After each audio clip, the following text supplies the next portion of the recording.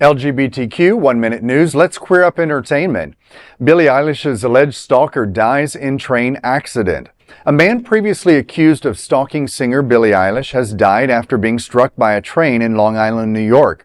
Prenell Rousseau, 30, was killed by reportedly jogging, quote, on or near, end quote, train tracks in Westbury.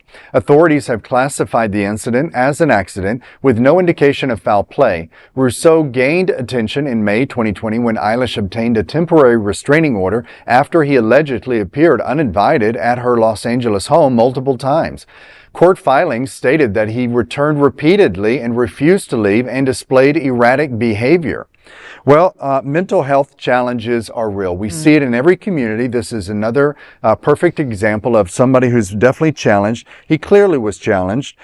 He needed more access to mental health treatment than he did to train tracks, clearly, because something was going on, whether he was just not paying attention or maybe his intent was to end his life. You never know. When somebody's mentally unstable, nothing holds them back. They're willing to do things that most of us have social boundaries of doing. So this gentleman definitely needed some support and attention. Feel bad for him. But yeah, any thoughts? No, I agree with you. I mean, he obviously had some mental issues. You know, this case that was brought originally was more than 6 years ago. I think it's when you said 2020. And here he is, you know, doing jogging, and maybe that was part of his mental health. Yep, but maybe.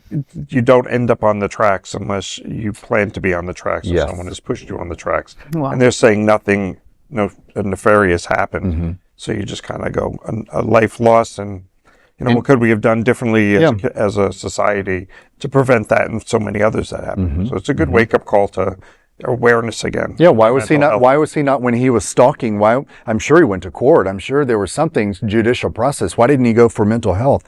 Why didn't the judge demand that he go for some sort of treatment? And they could have, but doesn't mean he's going to follow it. And maybe he did, and it wasn't enough. Maybe it wasn't right. So well, to all my stalkers out there, that shit could happen to you too. You might want to leave me alone. Just remember this. I'm just saying. I'm just saying. That is an LGBTQ 1 Minute News story. There is no other queer nonprofit media platform like this in the entire world. Support our LGBTQ stories by sharing them and subscribing to Queer News Tonight.